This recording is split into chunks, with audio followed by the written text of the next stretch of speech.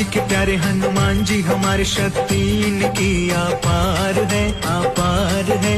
जो ध्यावे फल पावे उसका हो जाता कल्याण है। राम जी के प्यारे हनुमान जी हमारी शक्ति इनकी अपार है, अपार है।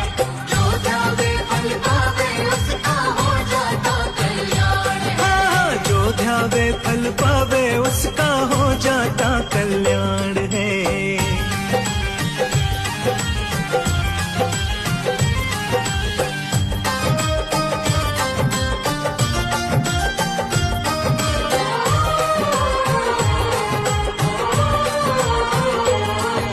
बजरंग जिनका नाम है, भक्तों सत्संग जिनका काम है।